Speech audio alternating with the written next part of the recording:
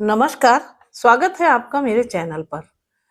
देखिए, ना जाने कितने पतियों के मन में ये सवाल होता है कि अगर पत्नी खुद से घर छोड़ के चली जाए, तो क्या फिर भी उसे मेंटेनेंस देना पड़ेगा? क्या कानून ये कहता है कि पत्नी कहीं भी रहे और पति के साथ कोई संबंध भी ना रखे, तो भी क्या उसको भरण पोषण या पैसे देने पड़ेंगे? तो देखिए, आज एक बात इस वीडियो के माध्यम से साफ हो जाएगी कि हमारा कानून क्या कहता है। देखिए, हमारा कानून कहता है कि पत्नी कहीं भी रहे, अगर कुछ ऐसी परिस्थितियां हैं उसके साथ कि जिनमें उसको भरण पोषण देने की आवश्यकता है, तो भरण पोषण पति को देना ही पड़ेगा। तो आज के इस वीडियो के माध्यम से हम ये जानेंगे कि ऐसी कौन सी परिस्थितियां हैं कि जिसमें पत्नी को पति के द्वारा भरण पोषण यानी मेंटेनेंस दिया जाना आवश्यक होता है, और कौन सी वो परिस्थितियां हैं जिनमें पत्नी को पति के द्वारा मेंटेनेंस दिया जाने से अदालत मना कर देती है। तो वीडियो बहुत ही इंपॉर्टेंट होने वाला है, इसलिए बने रहिएगा वीडियो में अंत तक। और लास्ट में कुछ जजमेंट्स के बारे में भी मैं बात करूंगी, इसलिए वीडियो को अंत तक जरूर देखिएगा। हो सकता है इन जजमेंट्स के माध्यम से आपकी भी प्रॉब्लम सॉल्व हो सके। तो वीडियो शुरू करूं उससे पहले आपसे रिक्वेस्ट है कि अगर अभी तक आपने मेरे चैनल को सब्सक्राइब ना किया हो तो प्लीज सब्सक्राइब कर लीजिए और बेल आइकन को प्रेस करना बिल्कुल मत भूलिएगा, ताकि इसी तरीके की लीगल इंफॉर्मेशंस आप तक सबसे पहले पहुंचती रहे। इन केस अगर आपकी भी कोई मैट्रिमोनियल समस्या है या फिर कोई केस चल रहा है, आपको मेरे सपोर्ट की जरूरत है, तो आप डिस्क्रिप्शन बॉक्स में दिए गए मेरे व्हाट्सएप नंबर पर मैसेज करके मुझसे संपर्क कर सकते हैं। तो चलिए सबसे पहले बात करते हैं पत्नी को मेंटेनेंस देने के कानून के बारे में। देखिए, पत्नी को मेंटेनेंस देने के कई कानून हैं, लेकिन 2023 से पहले मेंटेनेंस का जो कानून था वो सीआरपीसी की धारा 125 के तहत होता था। लेकिन अब नए कानून बीएनएसएस यानी भारतीय नागरिक सुरक्षा संहिता की धारा 144 के अंतर्गत मेंटेनेंस का केस किया जाता है। देखिए, जो नया कानून है और पुराना कानून है, इनमें सिर्फ नाम का फर्क हुआ है, लेकिन प्रावधान अभी भी वही है कि अगर पत्नी पति को छोड़कर जाती है तो या तलाक होता है, तो फिर ऐसे में अगर उसके पास भरण पोषण का कोई साधन नहीं है, तो पति को उसके भरण पोषण के लिए आर्थिक सहायता देनी होगी। लेकिन यहाँ पर एक बात बहुत ही इंपॉर्टेंट है कि हर केस में, हर स्थिति में पत्नी को मेंटेनेंस नहीं मिलता। हमारे कानून में कुछ ऐसी परिस्थितियां बताई गई हैं जिसमें पत्नी मेंटेनेंस लेने की हकदार नहीं है। जैसे कि पत्नी खुद अपनी मर्जी से पति का घर छोड़कर चली गई है, तो उसे मेंटेनेंस नहीं मिलेगा। यानी कि पत्नी अपनी मर्जी से बिना किसी ठोस कारण के, बिना किसी सॉलिड रीजन के पति का घर छोड़कर चली गई है और कहीं और रहने लगी है, तो ऐसी स्थिति में उसे मेंटेनेंस प्राप्त करने का कोई हक नहीं होगा।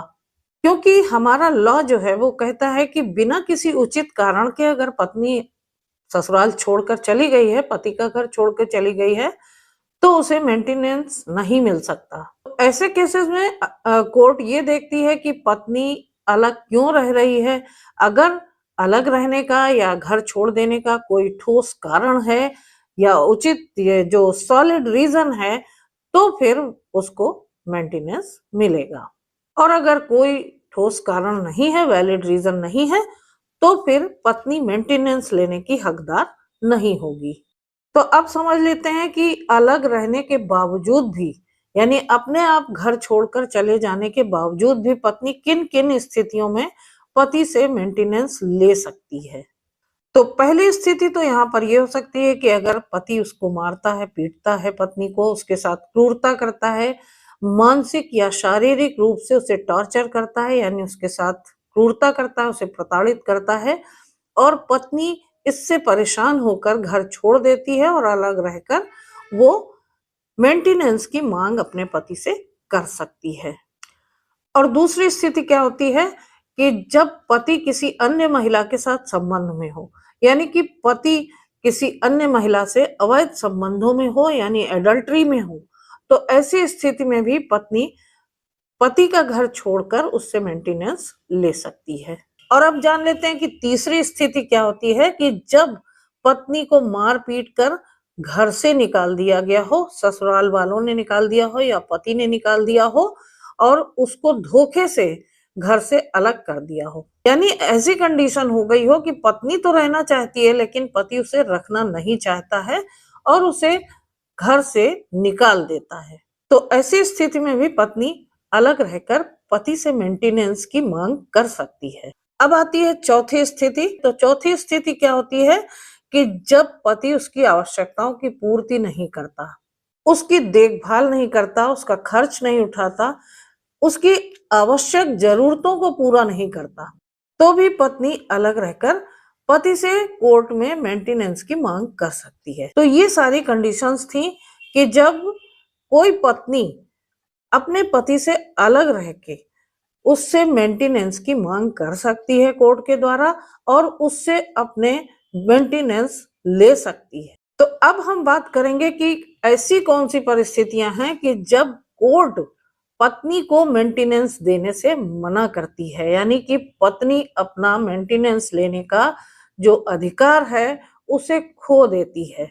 तो पहली स्थिति यही होती है कि पत्नी अगर बिना किसी ठोस वजह के, बिना किसी वैलिड रीजन के पति का घर छोड़कर अलग रहने लगती है और उसके पीछे कोई कारण नहीं होता और पति इस चीज को साबित कर देता है कोर्ट में कि बिना किसी वैलिड रीजन के पत्नी उसकी अलग रह रही है, तो ऐसे में पत्नी मेंटेनेंस पाने की हकदार नहीं होती है। तो दूसरी स्थिति ये होती है कि अगर पत्नी का किसी पुरुष से, किसी पर पुरुष से अवैध संबंध हो जाता है, यानी कि पत्नी एडल्ट्री में रहने लगती है और पति का घर छोड़ देती है, किसी दूसरे पुरुष के साथ रहने लगती है और ये पति साबित कर देता है कोर्ट में कि पत्नी उसकी एडल्ट्री में है, तो ऐसी स्थिति में भी पत्नी को कोर्ट से मेंटेनेंस नहीं मिलेगा। और तीसरी स्थिति क्या होती है कि पत्नी जब खुद कमाती है, इंडिपेंडेंट है, अच्छी इनकम जनरेट कर रही है और अपना भरण पोषण वो खुद कर सकती है, तो ऐसी स्थिति में क्या होता है कि कोर्ट या तो मेंटेनेंस कम कर देती है या फिर मना कर देती है।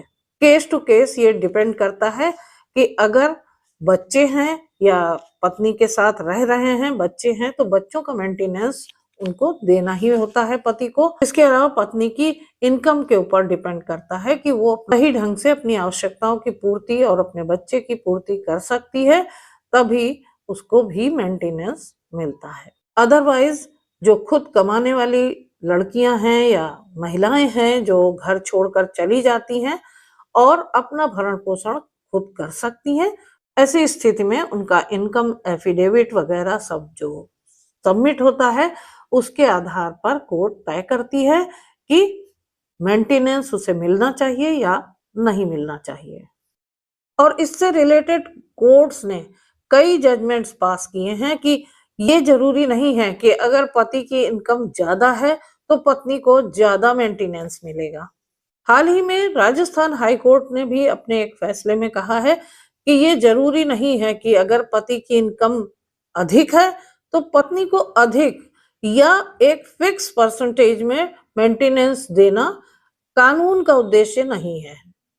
कोर्ट हमेशा ये देखती है कि पत्नी की जरूरत कितनी है और पति की इनकम कितनी है और दोनों की क्या परिस्थितियां हैं। मेंटेनेंस तय करते समय कोर्ट कई सारी बातों पे ध्यान देती है, जैसे कि पति की इनकम, पत्नी की इनकम, बच्चों की देखभाल या जिम्मेदारी कौन कर रहा है, इसके अलावा दोनों का जो जीवन स्तर है वो, और दोनों की सामाजिक स्थिति। इन सारी बातों को देखते हुए ही कोर्ट मेंटेनेंस तय करती है। मेंटेनेंस के मामलों में अक्सर लोग एक बड़ी गलती करते हैं। वो सोचते हैं कि पत्नी अपने मन से घर को छोड़कर चली गई है, अपने ससुराल को छोड़कर चली गई है, बच्चों को छोड़कर चली गई है, तो ऐसे में उसको मेंटेनेंस नहीं मिलना चाहिए या वो नहीं ले सकती। लेकिन अगर कोर्ट में पत्नी ये साबित कर दे कि वो मजबूरी में अलग रह रही है, तो फिर कोर्ट मेंटेनेंस का ऑर्डर कर सकती है।